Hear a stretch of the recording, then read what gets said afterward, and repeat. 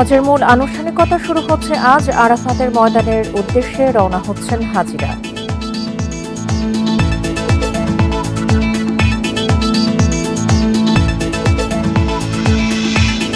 ঈদ উদযাপনে আজও রাজধানী ছাড়ছে মানুষ। বাস টার্মিনাল, রেল স্টেশনে উপচে পড়া ভিড়।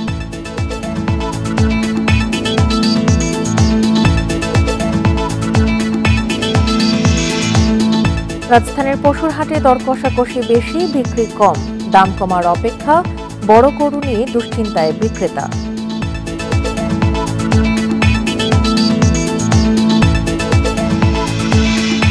জামালপুরে সাংবাদিক নাদিম হত্যার 1 বছরেও শেষ হয়নি মামলার তদন্ত। অগ্রগতি নিয়ে হতাশায় স্বজনেরা।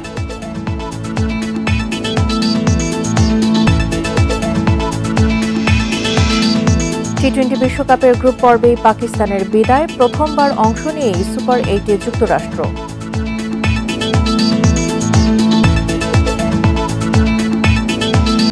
স্বাগত ইন্ডিপেন্ডেন্ট সংবাদের সঙ্গে আছে সঞ্চার মজুদ্দমা এবং আমি আলী আশরাফ। শুনছিলেন শিরোনাম, যাচ্ছি পুরো খবরে। আজ শুরু হচ্ছে পবিত্র হজের মূল আনুষ্ঠানিকতা। ভোরে ফজরের নামাজ আদায়ের পরপরই আরাফাতের ময়দানে উদ্দেশ্যে রওনা হবেন হাজিরা। তাদের কণ্ঠে লাব্বাইক আল্লাহুম্মা লাব্বাইক ধ্বনিতে মুখরিত হবে আরাফাত ময়দান। সেখানে দুপুরে হজের খুতবা শুনবেন তারা। এবার হজের খুতবা পড়বেন মসজিদুল হারামের ইমাম ও খতিব শায়খ ডক্টর মাহের বিন হামাদ বিন মোয়াক্কাল আল মোয়াইকিলি। এক আজানে জোহর ও আসরের নামাজ শেষে সূর্যাস্তের পর হাজিরা আরাফাতের ময়দান ত্যাগ করে যাত্রা করবেন মুজদালিফার পথে। সেখানে আবার তারা এক আজানে আদায় করবেন মাগরিব ও এশার নামাজ। রাতে মুজদালিফায় তারা খোলা আকাশের নিচে অবস্থান করবেন। 16 জুন জামারায় প্রতীকী শয়তানকে নিক্ষেপের জন্য মুজদালিফা থেকে পাথর সংগ্রহ করবেন হাজিরা। বড় জামারাতে পাথর নিক্ষেপ করে মিনায় কোরবানির পশু জবাই করবেন তারা।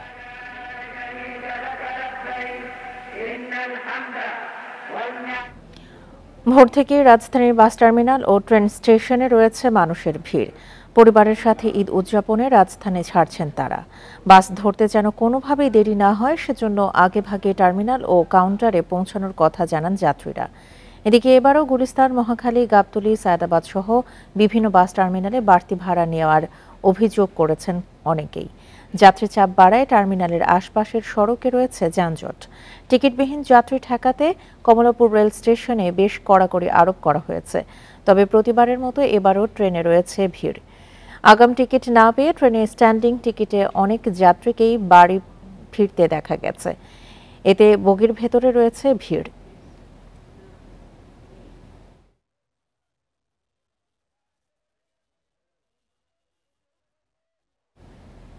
এবার ঈদযাত্রার মহাসড়কের পরিস্থিতি নিয়ে জানাতে গাজীপুর ও টাঙ্গাইল থেকে যোগ দিচ্ছেন আমাদের সহকর্মীরা। শুরুতেই যাচ্ছি গাজীপুরে, সেখান থেকে জানাবেন আমাদের সহকর্মী আবুল হাসান।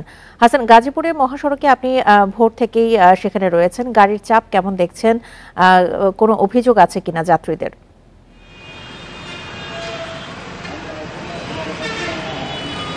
দেখুন, আমি সকাল থেকেই ঢাকা ময়মনসিংহ মহাসড়কে আছি এবং এখানে যে দেখেছি যে অতিরিক্ত গাড়ির চাপে কিন্তু সাইনবোর্ড থেকে চান্দনা চৌরাস্তা অংশে গাড়ির অত্যন্ত ধীরগতি রয়েছে এবং লম্বা সারি তৈরি হয়েছে।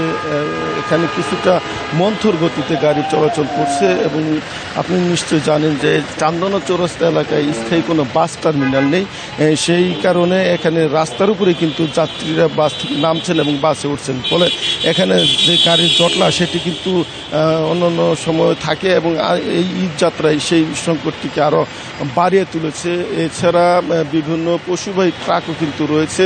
ফলে গাড়ির যে চাপ সেটি স্বাভাবিক সময়ের চেয়ে কয়েক গুণ বেশি থাকায় এখানে কিন্তু গাড়ি অত্যন্ত ধীর গতিতে চলছে এবং এখানে যারা যাত্রীরা আছেন তারা যেটি অভিযোগ করছেন যে তাদের যে গাড়ি নির্ধারিত গন্তব্যে যাওয়ার জন্য সেই গাড়ির কিছুটা সংকট রয়েছে এবং অনেকেই কিন্তু এই সংকটকে কাজে লাগিয়ে ভাড়া বেশি চাচ্ছেন, এরকম অভিযোগ যাত্রী রয়েছেন এবং যাত্রীরা কিন্তু ভাড়া কম আছে এরকম বিকল্প হিসেবে অনেকেই পিকআপে ট্রাকে করে জীবনের ঝুঁকি নিয়ে তারা কিন্তু শেষ মুহূর্তে বাড়ি যাচ্ছেন। একই অবস্থা যদি বলি ঢাকা টাঙ্গাইল মহাসড়কের চন্দ্রা এলাকায়, সেই এলাকাতেও কিন্তু কবিরপুর থেকে কালিয়াকুর বাইপাস এবং চন্দ্র পল্লী বিদ্যুৎ থেকে যে চন্দ্র আশেপাশে এলাকাটি রয়েছে সেখানে কিন্তু গাড়ির ধীরগতি রয়েছে এবং উত্তরবঙ্গের অন্তত 22টি জেলার গাড়ি এই পয়েন্ট অতিক্রম করে এবং সেই অতিরিক্ত গাড়ির চাপের কারণে কিন্তু সেখানেও গাড়ির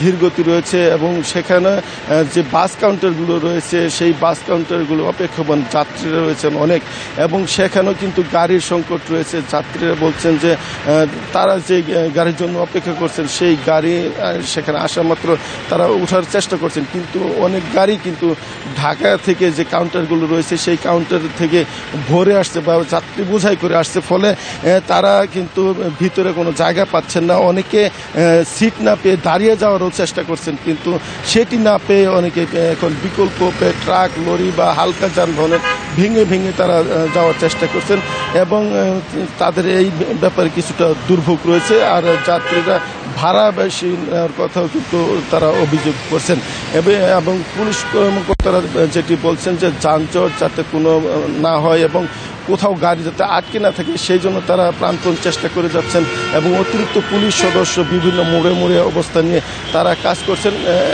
চন্দ্রা ত্রিমুর এবং চান্দনা চৌরাস্তা ছাড়া অন্য অংশে দিয়ে কিন্তু স্বাভাবিক গতিতে গাড়ি চলছে, যদিও গাড়ির সংখ্যা অন্যান্য স্বাভাবিক সময় অনেক বেশি রয়েছে বলে পুলিশ কর্মকর্তারা আমাদেরকে জানিয়েছেন। এই ছিল গাজীপুরের সড়ক পরিস্থিতির খবর।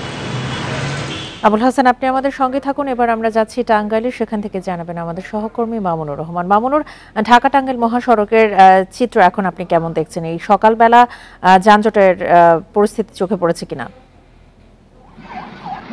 আসলে গত 24 ঘন্টা একটি পরিসংখ্যান দেয়, গত 24 ঘন্টায় এই মহাসড়ক দিয়ে 53,000-এর উপরে যানবাহন চলাচল করেছে। অর্থাৎ স্বাভাবিক সময়ে যে পরিমাণ যানবাহন যায় ঠিক তার প্রায় 3 গুণ পরিমাণ যানবাহন চলাচলের কারণে কিন্তু মহাসড়কে গাড়ির চাপ অনেক বেড়ে গিয়েছিল এবং পুলিশের সাথে কথা বলে আমরা জানতে পেরেছি এই কারণে অতিরিক্ত যানবাহনের চাপের কারণে রাতে বেশ কয়েকবার টোল আদায় বন্ধ হয়। এতে হয়েছে বঙ্গবন্ধু সেতু থেকে ধলাটেঙ্গর পর্যন্ত, কালিহাতী উপজেলার ধলাটেঙ্গর পর্যন্ত প্রায় 12 কিলোমিটার এলাকা জুড়ে তীব্র যানজটের সৃষ্টি হয়, যদিও সেটা বেলা কিছুক্ষণ আগে থেকে পরিষ্কার হতে শুরু করেছে। আমি যদি একটু দেখানোর চেষ্টা করি, এখন যে যানবাহন গুলি যেতে দেখা যাচ্ছে, এটা এখানে স্বাভাবিক গতিতে দেখা গেলে এখান থেকে ঠিক 1 কিলোমিটার সামনে যেয়ে কিন্তু সেটা আবার থেমে যাচ্ছে, অর্থাৎ সেখান থেকে আবারও যানজট শুরু হচ্ছে। যদিও যানজটটি কমতে দেখেছিলাম আমরা, কিন্তু এখন আবার যেটা সামনে থেকে দেখা যাচ্ছে যে যানজটটি আবারও সামনে থেকে হচ্ছে। তো এই যে কেন যানজটটি হচ্ছে সেটা পুলিশের পক্ষ থেকে যেটা বলা হচ্ছে যে বঙ্গবন্ধু সেতুর পশ্চিম পাড়ে অর্থাৎ সিরাজগঞ্জ অংশে যানবাহন টানতে না পারে, তাদের বাসা টানতে না পারে, অর্থাৎ সেই জায়গাটাতে ক্লিয়ার না করতে পারার প্রভাবে কিন্তু বঙ্গবন্ধু সেতুর উপরে গাড়ির দীর্ঘ সারি হয়, যে কারণে এই টোল আদায় কয়েক দফা বন্ধ রাখতে হয়, যার প্রভাবে বঙ্গবন্ধু সেতু থেকে কালিহাতী উপজেলা ধলাটেঙ্গর নামক স্থান পর্যন্ত প্রায় 12 কিলোমিটার এলাকা জুড়ে যানজটের সৃষ্টি হয়।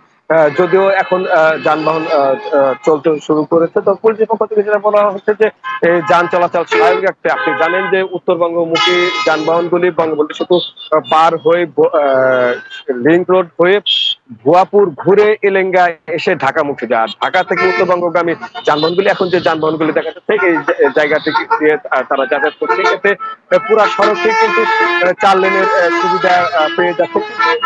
যেটা বলছিলাম যে প্রায় 3 গুণ যানবাহন যখন মহাসড়কে চলে আসে তার প্রভাব কিন্তু এই নিতে পারে না, যার প্রভাবে প্রথমে গাড়ির ধীর গতিতে চলে, তারপরে গাড়ির দীর্ঘ সারি হয় এবং সেটা আস্তে আস্তে যানজটে রূপান্তরিত হয়। আমি যদি এই পাশটাতে দেখানোর চেষ্টা করি, গাড়ি কিন্তু এই জায়গাটাতে স্বাভাবিক গতিতে গেলেও এখান থেকে 500 মিটার সামনে যেয়ে কিন্তু সম্মুখ গতিতে চলছে এবং তার সামনে কিন্তু আমি আমার দৃষ্টিতে দেখতে পাচ্ছি যে সেখানে কিন্তু গাড়ি দাঁড়িয়ে গিয়েছে, অর্থাৎ সেখানে কিন্তু আবারও যানজটের সৃষ্টি হয়েছে। অর্থাৎ এই যে আমরা যে বলছিলাম যে 12 কিলোমিটার এলাকা জুড়ে যানজট এবং সেটা ছাড়তে শুরু করেছে, সেটা কিন্তু আবারও হতে শুরু করেছে। এটা এখন যে জায়গাতে দাঁড়িয়ে আছি এখান থেকে সেতু পর্যন্ত দূরত্ব হচ্ছে 11 কিলোমিটার। অর্থাৎ আপনি দেখতে পাচ্ছেন যে এই সর্বশেষ যানবাহনগুলি কিন্তু আবারও থেমে যাচ্ছে, অর্থাৎ যানজট কিন্তু আবারও হচ্ছে। যদিও পুলিশের পক্ষ থেকে বলা হচ্ছে যে তারা যানজট নিরসনে বা যানবাহন চলাচল স্বাভাবিক রাখতে তারা তাদের কার্যক্রম চালিয়ে যাচ্ছে। তবে পরিবহন চালকরা যেটা শঙ্কিত, যে পরিমাণ যানবাহন আসছে এবং আবহাওয়ার যে অবস্থা যদি বৃষ্টি নামে তাহলে এই মহাসড়কে যানজট তীব্র থেকে তীব্র আকার ধারণ করবে বলে চালকরা আমাদেরকে জানিয়েছে। এই হচ্ছে আমার কাছে ঢাকা টাঙ্গাইল বঙ্গবন্ধু সেতু মহাসড়ক থেকে আজকের যান চলাচলের সর্বশেষ পরিস্থিতি। গাজীপুর এবং টাঙ্গাইল থেকে মহাসড়কের সবশেষ পরিস্থিতি নিয়ে জানাচ্ছিলেন আমাদের সহকর্মীরা। ঈদযাত্রায় সদরঘাট লঞ্চ টার্মিনালে দেখা গেছে যাত্রীর ভিড়। শুক্রবার ছুটির দিনে প্রায় প্রতিটি লঞ্চ ছিল যাত্রীতে পরিপূর্ণ। লঞ্চ ও ঘাট সংশ্লিষ্টরা বলছেন, বৃহস্পতিবারের চেয়ে শুক্রবার যাত্রী সমাগম বেশি। এদিকে লঞ্চগুলো যাতে বেশি ভাড়া ও অতিরিক্ত যাত্রী না নিতে পারে সে বিষয়ে নজরদারি করছে বিআইডব্লিউটিএ। প্রিয়জনদের সঙ্গে ঈদ উদযাপনে বৃহস্পতিবার থেকে রাজধানী ছাড়ছে নগরবাসী। শুক্রবার বিকেল থেকে রাজধানী সদরঘাট লঞ্চ টার্মিনালে যাত্রীর ভিড় দেখা গেছে। চাঁদপুর, বরিশাল, পিরোজপুর, বরগুনা ও ভোলা রুটের লঞ্চ ছিল যাত্রীতে পরিপূর্ণ। বিজয়নগর পর্যন্ত আসতে পারে জ্যাম বুড়ে হয়েছে আধা ঘন্টা, বুড়া থেকে আবার আইতে আইসি পুরো রাস্তায় জ্যাম। আমাদের লঞ্চে যাওয়া হয় বেশি, গাড়িতে কম যাওয়া হয়। যদি জরুরি কোনো কাজ থাকে সেক্ষেত্রে আমরা গাড়িতে যাওয়ার চেষ্টা করি। সবাই আছে তো ওদের সঙ্গে ভালো মতো ঈদ করার জন্য আর কি বাড়িতে যাওয়া। লঞ্চ মালিক ও শ্রমিকরা বলছেন, শুক্রবার যাত্রী বেড়েছে, তবে তাদের লক্ষ্যের চেয়ে কম। আর যাত্রীরা বলছেন, কোনো লঞ্চে কেবিন খালি নেই। একটু বেশি নাই, 400 টাকা ভাড়া নাই তো এইটা আর কি, ভাড়াটা একটু বেশি। আজকে মাশাআল্লাহ ভালো আশানুরূপ আছে, বাকি আল্লাহর ইচ্ছা। এখন লঞ্চের তো এমনি ব্যবসা খারাপ, তো ঈদ উপলক্ষে যাত্রী খারাপ না ভালোই।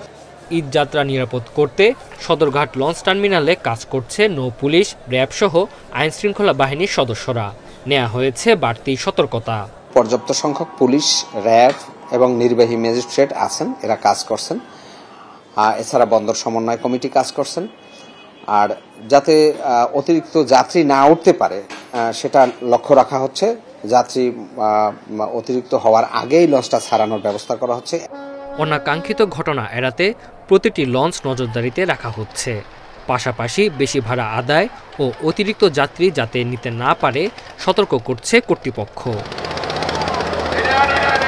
Tanzil Hasnat, independent news. ট্রেনের টিকিট কালোবাজারে চক্রের 10 সদস্যকে আটক করেছে র্যাব। এ সময় তাদের কাছ থেকে 10টি মোবাইল ফোন সহ বিপুল সংখ্যক টিকিট ও কালোবাজারির বিভিন্ন আলামত উদ্ধার করা হয়েছে। শুক্রবার রাজধানীর মৌচাক ও কমলাপুর থেকে 8 জন এবং ঠাকুরগাঁও থেকে 2 জনকে আটক করা হয়। র্যাব 3-এর অধিনায়ক লেফটেন্যান্ট কর্নেল মোহাম্মদ ফিরোজ কবির জানান, কালোবাজারিরা সংঘবদ্ধভাবে দীর্ঘদিন ধরে ট্রেনের টিকিট কালোবাজারি করছিল। ট্রেনের টিকিট বুকিংয়ের জন্য চুক্তিবদ্ধ প্রতিষ্ঠানগুলোর সাথে যুক্ত হয়ে টিকিট কালোবাজারি করত তারা। তিনি আরও জানান, কালোবাজারিরা বিভিন্ন কৌশলে ট্রেনের টিকিট অগ্রিম সংগ্রহ করে নিজেদের কাছে মজুত রাখে, পরে কৌশলে সাধারণ যাত্রীদের কাছে 2 থেকে 3 গুণ বেশি দামে বিক্রি করে। মহাসড়কে গাড়ির চাপ থাকলেও যানজট নেই। এবারে ঈদযাত্রা স্বস্তিদায়ক বলে জানিয়েছেন আওয়ামী লীগের সাধারণ সম্পাদক ওবায়দুল কাদের। শুক্রবার দুপুরে রাজধানীর ধানমন্ডিতে একথা জানান তিনি। ওবায়দুল কাদের বলেন, এবার সড়কে দুর্ঘটনা রোধে সতর্ক মন্ত্রণালয়, তবে মহাসড়কে পশুরহাট গাড়ির চাপ বাড়ায়। জনদুর্ভোগ এড়াতে সংশ্লিষ্টদের ব্যবস্থা নিতে নির্দেশ দেওয়া হয়েছে। পরে বিএনপি প্রসঙ্গে ওবায়দুল কাদের বলেন, দলটির দুর্নীতিবাজ নেতারা এখন দুর্নীতির বিরুদ্ধে কথা বলে, অথচ ক্ষমতায় থাকাকালে লুটপাট করে দেশকে ধ্বংসের দ্বার প্রান্তে নিয়ে গিয়েছিল। তারেক রহমান প্রসঙ্গে বলেন, বিএনপি তাকে ভালো মানুষ সাজাতে চায়, তবে তার শাস্তি হয়েছে, এবার দেশে ফিরে এসে সাজা ভোগ করতে হবে।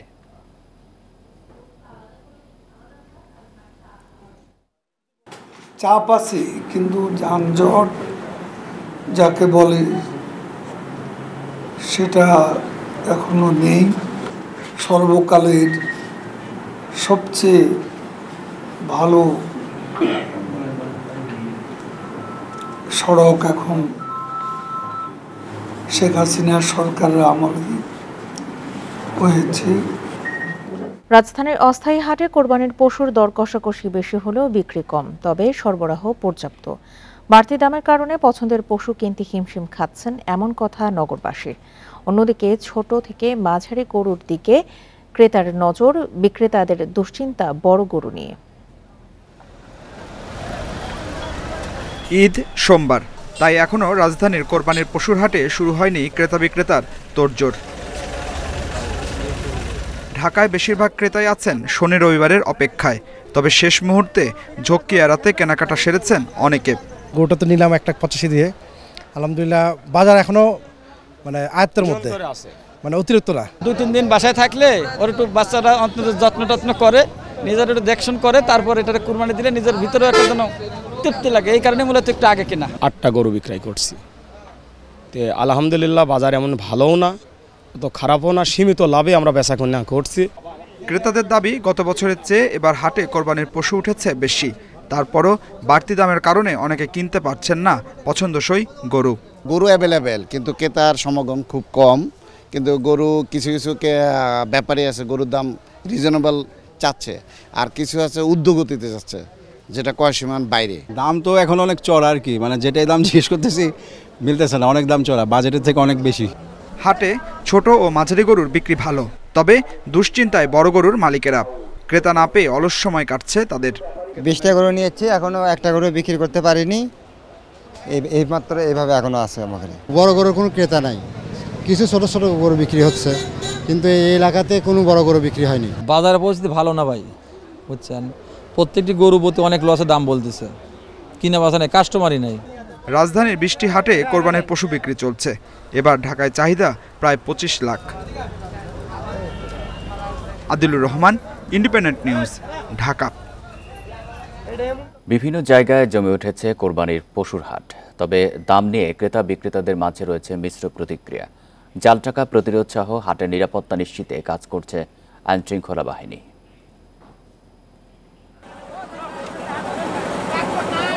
দেশের বিভিন্ন প্রান্তে কোরবানির পশুর হাট জমজমাট। সকাল থেকে সন্ধ্যা পর্যন্ত চলছে বেচাকেনা। কুষ্টিয়ার সব হাট জমে উঠেছে, তবে ক্রেতারা বলছেন পশুর দাম বেশি। অন্যদিকে কাঙ্ক্ষিত দাম মিলছে না বলে দাবি বিক্রেতাদের। গরু তো মন মতো হয়, কিন্তু টাকাই তো মেলে না। যেটা নিজে এস্টিমেট করি তার দাম অনেক বেশি। খুব বিপদে আছি, গরমের মধ্যে গরু নিয়ে খুব কষ্টে আছি, বাজার খুব নরম। নেত্রকোনায় স্থায়ী অস্থায়ী মিলে 143টি হাটে চলছে বেচাকেনা।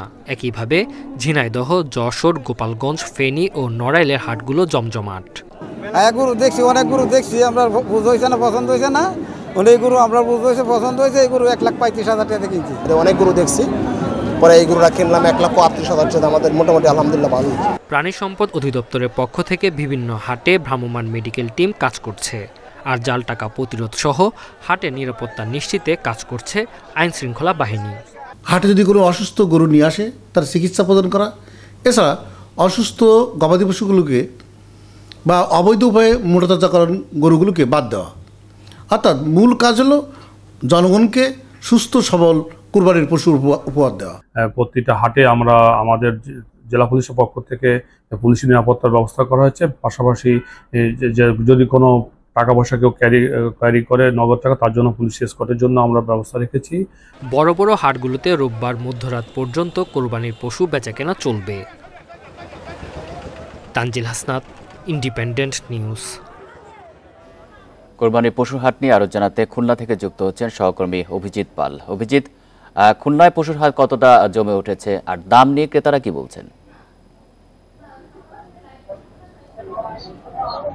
বরাবরের মতো আসলে শেষ মুহূর্তে এসে খুলনার জোড়াগেটে যে পশুর হাট, সেই পশুর হাটটি জমে উঠতে শুরু করেছে এবং পশু আসতে শুরু করেছে। আজকে বেলা বৃদ্ধির সঙ্গে সঙ্গে বেচাকেনাও বৃদ্ধি পাবে বলে আশঙ্কা করছেন এখানকার যারা খামারিরা এসেছেন এবং এর পাশাপাশি যারা এখানকার ক্রেতারা রয়েছেন তারাও বলছেন বেলা বৃদ্ধির সঙ্গে সঙ্গে। আমি আসলে আপনাদেরকে এখন একটু দেখাতে চাই আর্জেন্টিনার খুবই নাম করা স্বনামধন্য প্লেয়ারের নামে এই গরুটি, যেটি হচ্ছে মেসি। এটি শঙ্কর জাতের গরু। এই গরুটি মূলত হচ্ছে আপনার ফ্রিজিয়ান এবং বার্মা দুটি জাতের সংস্করণ করিয়ে এই গরুটি হয়েছে এবং এখানকার যিনি খামারি তিনি এই গরুটির কি প্রায় 8.5 লাখ টাকা দাম চাচ্ছেন, তবে এখনো পর্যন্ত আসলে সেই দাম ওঠেনি। উনি জানিয়েছেন যে এখন পর্যন্ত মাত্র 3 লাখ টাকা দাম উঠেছে। এই পর্যন্ত এরকম বড় জাতের গরু যেমন এই বাজারে এসেছে, তার পাশাপাশি আমরা দেখতে পেয়েছি যে ছোট ছোট জাতের যে গরুগুলো সেই গরুগুলো এসেছে। আমরা এখানে যখন ক্রেতাদের সঙ্গে কথা বলেছি তারা বলছেন যে এখনো পর্যন্ত আসলে শহরের মানুষরা শেষ সময়ের দিকে এসে গরু কিনতে চায়, কারণ তাদের পশু রাখার জায়গা থাকে না। সেই জায়গা সংকলনের জন্য আসলে শেষ সময় তারা পশু কেনার জন্য এই জোড়াগেটের এই বাজারটিতেই তারা মূলত আসলে নির্ভর করে এবং এখন তারা মূলত এই পশু দেখছেন। আমরা যখন এখানকার খামারিদের সঙ্গে কথা বলেছি তারা আমাদেরকে একটি বিষয় জানিয়েছেন যে পরিমাণ দাম তাদের উৎপাদনে খরচ হয়েছে এই পশুগুলো মোটা তাজাকরণে এবং বড় করতে, সেই দাম তিনি পাচ্ছেন না। যেমন আপনি দেখতে পাচ্ছেন এখানে শাহিওয়াল গরু আছে, এরা প্রায় 10টি গরু নিয়ে এসেছে এবং তারা ধারণা করেছিল এখানকার খামারিরা যে 2.5 লাখ টাকা করে তারা এই গরুগুলো বিক্রি করতে পারবেন, কিন্তু তারা এখনো পর্যন্ত 1-1.5 লাখের উপরে আসলে যারা এখানে খরিদ্দাররা আসছেন তারা আসলে সেই দাম আশা করছেন না। তারপরেও খামারিরা বলছেন যে আজকে দুপুরের পর থেকে আসলে পরিস্থিতি উন্নত হতে পারে, কারণ দুপুরের পর থেকে মূলত আসলে শেষ সময় এসে এই খামারিদের এই যে পশুর দাম বৃদ্ধি এবং বেচাকেনা বৃদ্ধি পায় শহরের এই জায়গাগুলোতে। পাশাপাশি যে মাঝারি সাইজের যে গরু, যেই গরুগুলোর চাহিদা অনেক বেশি, এখানকার ক্রেতারা বলছেন যে মাঝারি বড় গরুগুলো থেকে এখন গরুর দাম এখন সব থেকে বেশি রাখা হচ্ছে এবং তারা বলছেন যে এই মাঝারি জাতের যে গরুগুলো রয়েছে সেই গরুগুলোকে গত বছরের তুলনায় প্রায় কেজি মন প্রতি 3 থেকে 4 হাজার টাকা দাম বেশি পড়ছে বলে তারা বলছেন। ঠিক তার বিপরীত কথা কিন্তু বিক্রেতারা বলছেন যে তাদের আসলে যে পরিমাণ উৎপাদন খরচ হয়েছে সেই পরিমাণে আসলে তাদের দাম আসলে এখন পর্যন্ত যারা ক্রেতারা এখানে আসছেন তারা আসলে দেখছেন না। সাধারণত এই হাটটিতে গরুর যে বেচাকেনা হয় সেই বেচাকেনাটি মূলত একেবারে ঠিক ঈদের আগের দিন এবং তার শেষের 2-3 দিনে আসলে এখানে প্রচুর পরিমাণে বেচা কেনা হয় এবং ঈদের দিনও এই পশুর হাটে পশু বেচা কেনা হয়। এখন পর্যন্ত খামারিরা আসতে শুরু করেছে এবং তারা আশঙ্কা করছে যে আগামী কয়েকদিনের মধ্যে আসলে এই বেচা কেনা আরো অনেক বেশি বৃদ্ধি পাবে। খুলনা থেকে জানাচ্ছেন সহকর্মী অভিজিৎ পাল। কোরবানির ঈদকে ঘিরে বিশাল আকৃতির গরু নিয়ে আলোচনায় এসেছে অনেক খামারি। অনলাইনে পরিচয় করিয়ে দিচ্ছেন রাজা, বাদশাহ, কালামানিক এমন পাহাড়ি নামের গরু। বড় আকারের এসব গরু দেখতে খামারে ভিড় করছেন উৎসুক অনেকেই। 7 ফুট উচ্চতা ও 12.5 ফুট লম্বা ফ্রিজিয়ান জাতের এই ষাটটির নাম কালামানিক। ওজন 30 মণ। রাজবাড়ীর পাংশা উপজেলার বাহাদুরপুর ইউপি সদস্য নজরুল ইসলাম 3 বছর ধরে গরুটি লালন পালন করছেন। প্রতিদিন এটিকে খাওয়ানো হয় 1,500 টাকার খাবার। কোরবানির ঈদকে ঘিরে এর দাম হাঁকা হয়েছে 12 লাখ টাকা। বিশাল আকারের কারণে অনেকে আসছেন ষাটটি দেখতে। আমি সকালেই আসে ওর ঘরে আসে পরিষ্কার পরিচ্ছন্ন খাওয়ানো দাওয়ানো গোসল করানো। আজ 3 বছর যাবত পালছি আমি। খাওয়ার পালনের মতো মানুষ করতেন, লালন পালন করতে। এখন বড় হয়ে গেছে, মানুষজন আসতেছে দেখতেছে। 3 বছর আগে কুয়াকাটার আজিমপুর গ্রামের শিক্ষার্থী গোলাম রাব্বানীকে তার বাবা 90,000 টাকায় একটি ফ্রিজিয়ান জাতের গরু কিনে দেন। 8 ফুট লম্বা ও 4 ফুট উচ্চতার ষাটটির নাম রাখা হয় কুয়াকাটার কালোমানিক। 27 মণ ওজনের ষাটটির দাম হাঁকা হয়েছে 10 লাখ টাকা। গরুটা আমি 3 বছর ধরে আমি পালছি, খাওয়ান পোষণ জমেজা সবই আমি দিছি। আজে বাজে কোনো খাওয়ান দিতে না, ভালো খাবার দিয়ে পালতে। আজকে গরুটা নামাইছে, গরুটা দেখতে আসলাম। শরীয়তপুরে আলোচনা জমেছে রাজা, বাদশাহ ও কালামানিক নামে 3টি ষাঁড়কে ঘিরে। কালামানিকের ওজন 22 মণ আর রাজা ও বাদশার ওজন 20 মণ করে। ষাঁড় 3টির দাম হাঁকা হয়েছে 45 লাখ টাকা।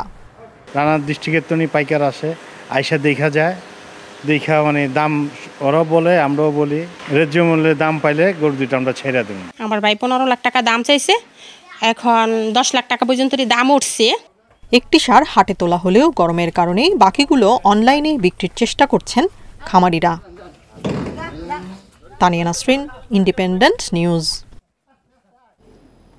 চট্টগ্রামের বিবিরহাট কোরবানির পশুর হাটে হাজারো মানুষের ভিড়ে নজর কেড়েছেন চাঁপাইনবাবগঞ্জের খামারি সালমা খাতুন।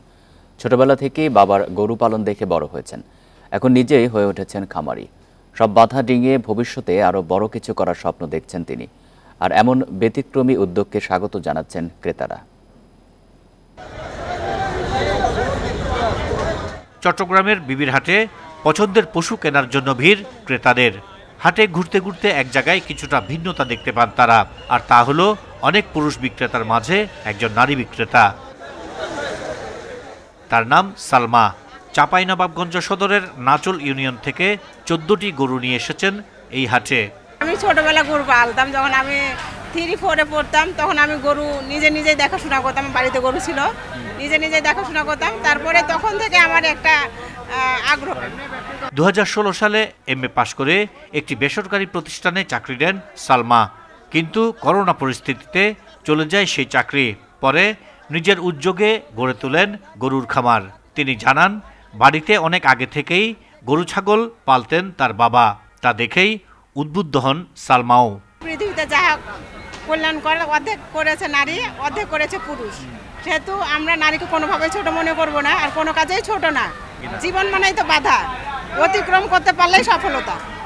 সালমা খাতুনের এমন উদ্যোগকে স্বাগত জানিয়েছেন ক্রেতারা।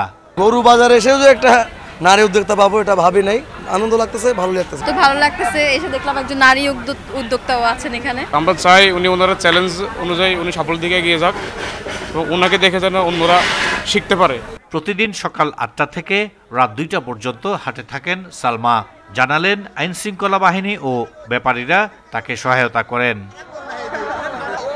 Ahsan Riton, independent news, Chattogram. এবারের কোরবানি ঈদে 1 লাখের বেশি চামড়া সংগ্রহের লক্ষ্য ঠিক করেছেন রাজধানীর পোস্তার কাঁচা চামড়া ব্যবসায়ীরা। তবে লবণের দাম নিয়ে কারসাজি হলে এই লক্ষ্য অর্জন কঠিন হবে বলে মনে করছেন আড়তদাররা। লবণ মিল মালিকদের দাবি, এবার পর্যাপ্ত উৎপাদন থাকায় লবণের সংকট হবে না। কাঁচা চামড়ার সবচেয়ে বেশি আড়ত রয়েছে পুরান ঢাকার পোস্তায়, যেখানে সংগ্রহ হয় সারা দেশ থেকে আসা কোরবানির পশুর কাঁচা চামড়া।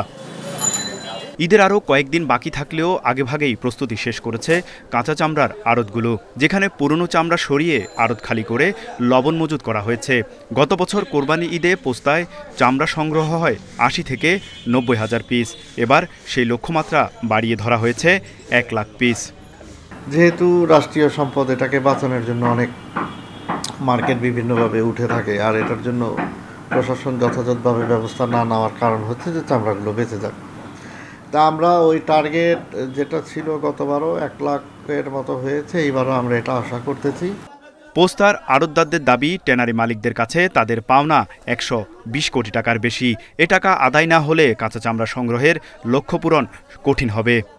হ্যাঁ, ট্যানারি মালিকরা দিবে বলছে, তো দিয়ে দিবে। দেন না তো, প্রতি বছরই বলে যে এই বছর আমরা আপনাদেরকে পেমেন্ট দিয়ে দিব। প্রতি বছর কোরবানির ঈদে লবণের দাম নিয়ে কারসাজির অভিযোগ নতুন নয়। বিসিক বলছে, চলতি মৌসুমের এপ্রিল পর্যন্ত রেকর্ড 22,34,000 টন লবণ উৎপাদন হয়েছে। লবণ মিল মালিকদেরও দাবি, উৎপাদন বেশি থাকায় সংকট হবে না এবার। দাম বাড়ারও কোনো সম্ভাবনা নাই। যদি কোনো মিল মালিক যদি দাম বাড়ায় বা কোনো কেউ যদি দাম বাড়ায় বলে, তাহলে স্পেসিফিক বলতে হবে কোন মিল মালিক তার কাছ থেকে বেশি চাইছে। আমরা চিঠি দিয়ে জানিয়ে দিছি যে লবণ জাতীয় স্বার্থে চামড়া সংরক্ষণের জন্য লবণটা প্রাপ্যতা নিশ্চিত করতে হবে। এবং উৎপাদন ওভারফ্লো আছে, এদিক দৃষ্টি দিলে, এদিক নজর দিলে আমার মনে হয় লবণের কোনো সংকট হবে না। যে এই বছরের নেই আগামী বছরের প্রত্যেক বছর যেমন এটার উপরে মনিটরিং সেল বা মনিটরিং করা হয়, তদারকি বাড়িয়ে দেওয়া হয়। লালবাগের পোস্তায় ছোট বড় মিলিয়ে 120টি আড়তে কোরবানির ঈদে কাঁচা চামড়া সংগ্রহ করেন ব্যবসায়ীরা। তৌহিদ রানা, ইন্ডিপেন্ডেন্ট নিউজ, ঢাকা। প্রতিকূল পরিস্থিতিতে মৃতপ্রায় খুলনার কাঁচা চামড়ার ব্যবসা টিকে আছেন হাতে গোনা কয়েকজন ব্যবসায়ী। পুঁজি সংকটে ধুঁকছেন তারাও। ট্যানারি মালিকদের কাছে বকেয়া আদায় করতে না পেরে বিপাকে তারা। এমন পরিস্থিতিতে বেড়েছে চামড়া পাচারের আশঙ্কা। কোরবানির ঈদ এলেই খুলনার শেরেবাংলা রোডের চামড়া পট্টিতে বাড়ে ব্যস্ততা। তবে চিরচেনা রূপের সঙ্গে বর্তমান সময়ের পার্থক্য অনেক। আগে যেখানে 50 থেকে 60 জন ব্যবসায়ী চামড়া বেচাকেনা করতেন, এখন সেখানে ব্যবসায়ীর সংখ্যা 10 থেকে 15 জন। বাজার পরিস্থিতির কারণে 2000 সালের পর থেকে কমতে থাকে চামড়া ব্যবসায়ীর সংখ্যা। যারা টিকে আছেন, ট্যানারি মালিকদের কাছে বকেয়া আদায় না হওয়ায় পুঁজি সংকটে ধুঁকছেন তারাও। এখন কোরবানির ঈদের মৌসুমে 20 থেকে 30 হাজার চামড়া সংগ্রহ করতে পারেন শেরেবাংলা রোডের চামড়াপট্টির ব্যবসায়ীরা। অ্যাসোসিয়েশনের সঙ্গে কেন বসা হচ্ছে না যে তৃণমূল পর্যায়ের ব্যবসায়ীদের বকেয়া টাকার বিষয়টা ডে বাই ডে ঝুলন্ত অবস্থায় আছে, অনেকে দেউলিয়া হয়ে গেছে। বর্তমান পরিস্থিতিতে চামড়া পাচারের আশঙ্কাও দেখছেন ব্যবসায়ীরা। একটা চামড়া এনে যে লবণ দিচ্ছে, সে লবণের দাম হলো বেশি। তারপর খাসির চামড়া তো কোনো দামই নেই। একটা খাসির চামড়া আপনার বিনামূল্যে দিয়ে তাতে যে লবণ দেওয়া হয়, 2-3 কেজি লবণ লাগে, সে লবণের দামে চামড়া আসে না। যার জন্য এইটা, আর এটা পাচার হওয়ার অন্যতম কারণ এইটাই যে আমাদের পার্শ্ববর্তী দেশে যে থেকে আমাদের থেকে ডবল চামড়ার দাম। তবে চামড়া পাচার রোধে সতর্ক থাকার কথা জানিয়েছে আইন শৃঙ্খলা বাহিনী। খুলনা মহানগরী থেকে সকল চামড়া যেগুলো কোরবানির পরে সংগ্রহ করা হবে সবগুলোই ঢাকামুখী হবে, যাতে করে আমাদের এই অন্যতম রপ্তানি খাত ক্ষতিগ্রস্ত না হয় এবং দেশের শিল্প প্রতিষ্ঠান যেটি আছে সেটিও যদি রক্ষা হয়। প্রতি বছরের মতো এবারও পশুর চামড়া নির্ধারণ করে দিয়েছে সরকার, তবে মাঠ পর্যায়ে বেচাকেনা হয় না সেই দামে। Independent news. ঝিনাইদহ ৪ আসনের সংসদ সদস্য আনোয়ারুল আজিম হত্যা মামলায় ঝিনাইদহ জেলা আওয়ামী লীগ নেতা কাজী কামাল আহমেদ বাবু দায় স্বীকার করে জবানবন্দি দিয়েছেন। এই মামলায় গ্রেপ্তার ৫ জনের মধ্যে ৪ জনই দায় স্বীকার করে জবানবন্দি দিয়েছেন। শুক্রবার বিকেলে ঢাকার চিফ মেট্রোপলিটন ম্যাজিস্ট্রেট আদালতে জবানবন্দি দেন বাবু। গত রোববার বাবুকে ডিবি পুলিশ আদালতে হাজির করে ১০ দিনের রিমান্ড চায়। শুনানি শেষে আদালত ৭ দিনের রিমান্ডের আদেশ দেয়। তার আগে ঝিনাইদহ শহরের আদর্শপাড়া থেকে গ্রেপ্তারের পর তাকে ঢাকায় নিয়ে আসে ডিবির একটি দল। এই মামলার অন্যতম আসামি শিমুল ভূঁইয়ার ১৬৪ ধারার জবানবন্দিতে গ্যাসবাবুর নাম উঠে আসে। এই মামলায় গ্রেপ্তার জেলা আওয়ামী লীগের আরেক নেতা মিন্টু ৮ দিনের রিমান্ডে রয়েছেন।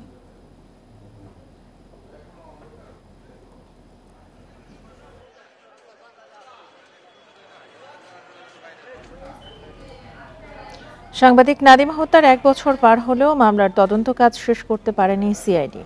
এখনও গ্রেপ্তার হয়নি দ্বিতীয় আসামি চেয়ারম্যানের ছেলে রিফাত।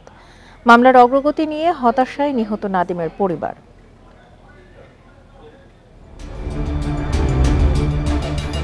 গত বছরের ১৪ জুন রাতে জামালপুরের বকশীগঞ্জে কাজ শেষে বাড়ি ফেরার পথে সন্ত্রাসীদের হামলার শিকার হন সাংবাদিক গোলাম রব্বানী নাদিম। পরদিন ময়মনসিংহ মেডিকেলে চিকিৎসাধীন অবস্থায় মারা যান। হত্যার ১ বছর পার হলেও মামলার অগ্রগতি নেই। পরিবারের অভিযোগ, হামলার ঘটনা সিসিটিভি ক্যামেরাতে স্পষ্ট থাকলেও তদন্ত কাজ চলছে ধীরগতিতে। এমনকি জামিনে বেরিয়ে নাদিমের পরিবারকে হুমকি দিচ্ছে আসামিরা। দ্বিতীয় আসামি চেয়ারম্যানের ছেলে রিফাত গ্রেপ্তার না হয় বিচার পাওয়া নিয়ে শঙ্কায় রয়েছেন তারা। জামিনে আসার পরে নাম কাটার জন্য বা মামলা ওঠানোর জন্য বিভিন্ন ধরনের হুমকি ধামকি দেয়। আমরা স্বাভাবিক চলাফেরা বা জীবনযাপন করতে পারছি না। ইচ্ছাকৃতভাবে ধরনা, নাহলে এটা তো বাংলাদেশেই আছে, এই লোকটা, এই রিফাত তো বাংলাদেশেই আছে। সকল আসামির সর্বোচ্চ শাস্তি চাই এবং খুব দ্রুত সময়ের মধ্যে মামলার যাতে চার্জশিট হয় এবং মামলাটা যাতে দ্রুত বিচার ট্রাইব্যুনালে যায় সেই আশা করি। তদন্ত কাজ শেষ না হয় মামলার কার্যক্রমে কোনো অগ্রগতি নেই বলে জানিয়েছেন আইনজীবীরা। নাদিম হত্যা মামলার পুলিশের এই নিষ্ক্রিয়তা, ধীরগতি, এটা এই বিচারকে ক্ষতিগ্রস্ত করতেছে এবং ন্যায় বিচারকে বিঘ্নিত করতেছে। অনুমতি না থাকায় ক্যামেরার সামনে কথা বলতে রাজি হননি সিআইডি। মামলায় ১৭ জন গ্রেপ্তার হলেও এখন কারাগারে আছে প্রধান আসামি মাহমুদুল আলম বাবুসহ ৭ জন। বাকি আসামিরা জামিনে থাকলেও পলাতক চেয়ারম্যানের ছেলে রিফাত সহ কয়েকজন। Independent news. গোপালগঞ্জে আজ থেকে খুলে দেওয়া হচ্ছে সাভানা পার্ক। সকাল ৮টা থেকে সর্বসাধারণের জন্য পার্কটি খুলে দেওয়া হবে। পার্কের সব আয় রাষ্ট্রীয় কোষাগারে জমা দেওয়া হবে। দুর্নীতি দমন কমিশনের উপপরিচালক মোহাম্মদ মুশিউর রহমান জানান, 10 দিন বন্ধ থাকার পর জেলা প্রশাসনের ব্যবস্থাপনায় সর্বসাধারণের জন্য পার্কটি খুলে দেওয়া হবে। এতে দর্শনার্থীরা আগের মতো ১০০ টাকা গেট ফি দিয়ে পার্কের ভেতরে ঢোকা এবং ঘুরতে পারবেন। বিনোদনের জন্য পার্কের রাইড খুলে দেওয়া হলেও কটেজ বন্ধ থাকবে। গত ৪ জন সার্ভার জটিলতা দেখিয়ে সাময়িকভাবে পার্ক বন্ধ করে দেয় কর্তৃপক্ষ।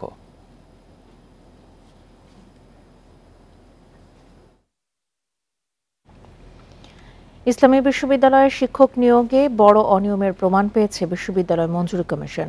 সেই সাথে ভুয়া বিল ভাউচার দিয়ে উন্নয়ন প্রকল্পের অর্থ আত্মসাতের কথাও উঠে এসেছে তদন্ত প্রতিবেদনে। তবে সে রিপোর্ট হাতে পাওয়ার ১ মাস পরও জড়িত কারো বিরুদ্ধে কোনো ব্যবস্থা নেয়নি ইউজিসি। নানা সময়ে ফাঁস হয়েছে ইসলামী বিশ্ববিদ্যালয়ের উপাচার্য আব্দুস সালামের ৯টি অডিও। তাতে ছিল নিয়োগ প্রশ্ন ফাঁস ও অর্থ লেনদেনের মতো স্পর্শকাতর বিষয়। এর প্রতিবাদে শিক্ষার্থী আন্দোলনের জেরে তদন্তে নামে বিশ্ববিদ্যালয় মঞ্জুরি কমিশন। প্রতিবেদনে তারা বলছেন, সেই কথোপকথন উপাচার্যের ব্যক্তিগত হলেও দায় এড়ানোর সুযোগ নেই। এছাড়া সিন্ডিকেটের অনুমোদন ছাড়া শিক্ষক কর্মকর্তাদের পদোন্নতির প্রমাণও পেয়েছেন তারা। এগুলো তদন্ত করে যদি প্রকৃত অর্থে সত্য হয়ে থাকে তার বিরুদ্ধে ব্যবস্থা নেওয়া হচ্ছে, যেই হোক। কারণ একজন বিশ্ববিদ্যালয়ের বিরুদ্ধে যখন এ সমস্ত আর্থিক বিষয় নিয়ে প্রশ্ন আসবে এবং তার স্বচ্ছতার জন্য আমি মনে করি একটা সঠিক তদন্তের মধ্যে দিয়ে সত্যটাকে উদ্ঘাটন করে তার বিরুদ্ধে ব্যবস্থা নেওয়া। বিশ্ববিদ্যালয়ে 537 কোটি টাকার মেগা প্রকল্পের আওতায় হচ্ছে 9টি 10তলা ভবন। এখানে অনিয়মের প্রমাণ পেয়েছে ইউজিসি। সেই সঙ্গে আছে ভুয়া বিলে 6 কোটি 25 লাখ টাকা আত্মসাতের অভিযোগ। এ বিষয়ে প্রাথমিক প্রমাণ মেলায় অধিকতর তদন্তের সুপারিশ করেছে ইউজিসি। তবে উপাচার্য বলছেন সবকিছু হয়েছে নিয়ম মেনে। কর্মচারী নিয়োগের আমি শুধু এটি বলতে পারি, এক চুলো ব্যত্যয় ঘটেনি, আইন নিয়ম নীতিমালার বাইরে এক চুলো যায়। এদিকে যেসব অনিয়মের প্রমাণ পাওয়া গেছে তাতে জড়িতদের বিরুদ্ধে এখনো কোনো ব্যবস্থা নেওয়া হয়নি।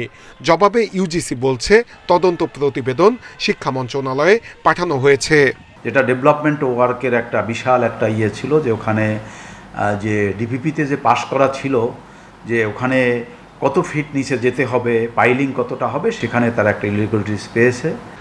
এছাড়া উপাচার্য তার ব্যক্তিগত কাজে বিশ্ববিদ্যালয় তহবিলের অর্থ খরচ করছেন বলেও প্রমাণ পাওয়া গেছে ইউজিসির তদন্তে। নূরে আলম, ইন্ডিপেন্ডেন্ট নিউজ, ঢাকা। কক্সবাজার থেকে 75 টন খাদ্য সামগ্রী সহ বিভিন্ন পণ্য নিয়ে সেন্ট মার্টিন গেছে একটি জাহাজ। শুক্রবার দুপুরে নুনিয়ারছড়া বিআইডব্লিউটিএ ঘাট থেকে রওনা হয় জাহাজটি। গেল এক সপ্তাহ ধরে ট্রলার চলাচল বন্ধ থাকায় তীব্র খাদ্য সংকট দেখা দিয়েছে দ্বীপটিতে। ট্রলার চলাচল বন্ধ থাকায় এক সপ্তাহ ধরে বিপাকে সেন্ট মার্টিন দ্বীপের বাসিন্দারা। তাদের খাদ্য সংকট মেটাতে 75 টন খাদ্যশস্য ও কুরবানির জন্য 5টি গরু পাঠিয়েছে প্রশাসন।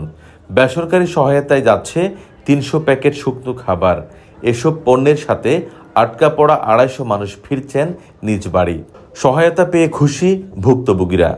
প্রশাসক কর্তৃক কিছু খাদ্য নিয়ে যাওয়া হচ্ছে, খাদ্য সংকট অবশ্যই এটা আশা করি খাদ্য সংকট দূর করবে এবং কিছু খাদ্য মজুত করা হবে। খাবারগুলো পাঠানো হচ্ছে সেন্ট মার্টিন দ্বীপে। আসলে এই খাবারগুলো অপ্রতুল্য, এটা আমাদের ডিমান্ড তেমন ফুলফিল হবে না। বেসরকারি জাহাজ বার আউলিয়া কর্তৃপক্ষ জানায়, মানুষের বিপদে পাশে থাকতে পেরে তারাও আনন্দিত। 200 টনের অধিক খাদ্যশস্য যাচ্ছে, পাশাপাশি বিভিন্ন ডিফেন্সের লোকজন, স্থানীয় জনসাধারণ তাদেরকে নিয়ে যাচ্ছে। এই যে বর্তমানে যে ক্রান্তিকাল চলছে, এই সার্ভিসের মাধ্যমে আশা করি এটা দূর হবে বলে আমি বিশ্বাস করি। জেলা প্রশাসনের কর্মকর্তারা জানান, পাঠানো খাদ্যপণ্য দ্বীপের মানুষের 1 মাসের চাহিদা পূরণ করবে। সরকারের যে বিজিডি বিজেপি এরকম চাল ছিল আমাদের টেকনাফে জমা ছিল আর কি, সেখানে প্রায় 75 মেট্রিক টন প্লাস আছে, সেটাও চলে যাচ্ছে আজকে। এর বাজারের পক্ষ থেকে ঈদ উপহার হিসেবে আমরা 5টা গরু পাঠাচ্ছি এর জন্য, আর আমরা 300 প্লাস প্যাকেট আমরা শুকনো খাবার পাঠাচ্ছি। জাহাজটিতে বিভিন্ন ব্যবসায়ী বিক্রির জন্য নিয়েছেন আরও 80 টন খাদ্যপণ্য, 130টি গ্যাস সিলিন্ডার ও 30 কার্টন ওষুধ। তৌফিকুল ইসলাম, ইন্ডিপেন্ডেন্ট নিউজ, কক্সবাজার। সারা বছর চাপ না থাকলেও কোরবানির ঈদ সামনে রেখে ব্যস্ততা বাড়ে কামারপল্লীর বাসিন্দাদের। তবে রেডিমেড ছুরি চাপাতি সহজলভ্য হওয়ায় আগের চেয়ে বেচাকেনা কমেছে। এর মধ্যে লোহা ও কয়লার দাম বেড়ে যাওয়ায় এবার লোকসানের আশঙ্কা বেড়েছে কামারদের। দুদিন পরেই কোরবানির ঈদ, তবে তার আমেজ নেই নাটোরের কামারপাড়ায়। ক্রেতা কম থাকায় নেই আগের সে ব্যস্ততাও। নতুন কেনার চাইতে পুরনো ছুরি চাপাতি ধার দিতে বেশি আসছেন ক্রেতারা। তাই নতুন করে হাসুয়া ছুরি চাপাতি দা বটি তৈরির কাজ কম বলছেন কারিগররা। এবার আমাদের কাজ পুরাতন কাজ হচ্ছে মোটামুটি, তবে কিনা বেচা নাই। ঈদ উপলক্ষে 10-15 দিন আগের থেকে যে কাজটা হয়ে থাকে এবার সে কাজটা নাই। যশোর শহরের বড়বাজার, ঝালাইপট্টি, মনিহার বাস টার্মিনাল সংলগ্ন এলাকা, রেলবাজার সহ জেলায় এখনও টিকে আছেন হাজারের বেশি কামার। তারা বলছেন লোহা ও কয়লার দাম বেশি। এছাড়াও বেড়েছে চীনের ছুরি চাপাতির ব্যবহার, তাই বিক্রি কমেছে। বাপ দাদারা কইরা এসেছে, তাই আমরা করতেছি, কোনো রকম পেটে ভাতে হচ্ছে। আমাকে কয়লার দাম এখন বাড়তি, বুঝলেন। এখন মনে করেন যে কাজ করে আমাদের লসই হচ্ছে বেশিরভাগ। আমাদের হাতে তৈরি করতে গেলে 400 টাকা খরচ আসে 1 কেজিতে, তাতে করে আমাদের কাছ থেকে লোকে কেনে না। 300 টাকা কেজি হলে বাজারে ওপেনভাবে পাওয়া যায়। একই অবস্থা ঝিনাইদহ, শেরপুরেও। ঝামেলা এড়াতে রেডিমেড ছুরি চাপাতির কেনার আগ্রহ বাড়ছে বলছেন ক্রেতারা।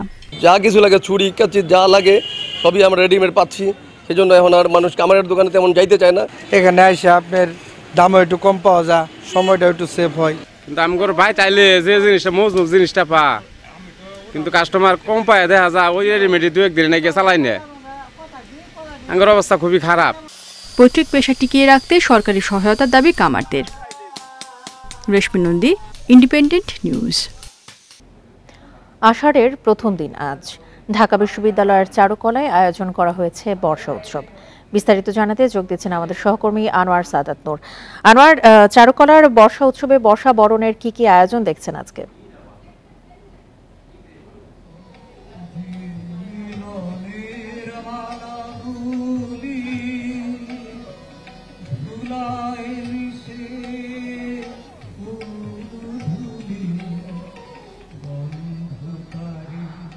আনোয়ার, বর্ষা বরণের কি কি আয়োজন দেখছেন বর্ষা উৎসবে?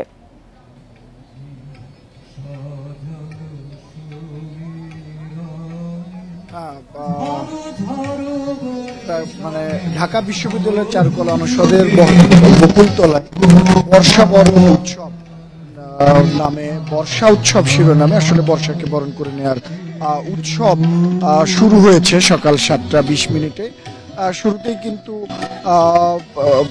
বাঁশি বাজানোর মধ্য দিয়ে অনুষ্ঠানের সূচনা ঘটানো হয়। এখন তবলার তালে, বাঁশির সুরে গান পরিবেশন করা হচ্ছে, একক সঙ্গীত, কখনো দলীয় সঙ্গীত পরিবেশিত হচ্ছে। আসলে এবারের বর্ষার বা এবারের উদযাপনের যে কথা বলছে এই আয়োজন, যে বর্ষার অপেক্ষা করে থাকে কৃষকের চঞ্চল চোখ, বর্ষায় ভরে ওঠে অসংখ্য খাল, নদী, বিল, বয়ে চলে জলের স্বচ্ছ ধারা, পায় নবজীবন। এই স্লোগান বা এটাকে বিশ্বাস করে কিন্তু এই উৎসবের শেষে শিশুদের মধ্যে ঔষধি এবং ফলদ গাছের বীজ, চারা বিতরণ করা হবে বলেও জানা গেছে, এই অনুষ্ঠান সূচিতে আছে। পাশাপাশি এর আগে কিন্তু আছে বর্ষা কথন পর্ব, মানে বর্ষাকে নানাভাবে তুলে ধরার চেষ্টা, শিল্পীর চোখে, সাহিত্যিকের চোখে কে কিভাবে বর্ষাকে দেখেন, এরকমই বিভিন্ন আলোচক আজকের অনুষ্ঠানে উপস্থিত আছেন। তারা এই ব্যাপারে আলোচনা করবেন এবং বর্ষাকে তাদের চোখ দিয়ে নানাভাবে দেখাবেন। আমরা জানি এছাড়াও আছে দলীয় আবৃত্তি, একক আবৃত্তি, দলীয় সঙ্গীত এবং নৃত্য সহ নানা আয়োজন রেখেছে এই বর্ষা বরণ উৎসব। বর্ষা উৎসবের আয়োজন নিয়ে চারুকলার বকুলতলা থেকে জানাচ্ছিলেন আমাদের সহকর্মী আনোয়ার সাদাত নূর। আর এই ছিল এখনকার মতো ইন্ডিপেন্ডেন্ট সংবাদে। ইন্ডিপেন্ডেন্ট টেলিভিশনের সব খবরের আরো বিস্তারিত জানতে চোখ রাখুন ফেসবুক, এক্স এবং ইউটিউবে। ধন্যবাদ সবাইকে।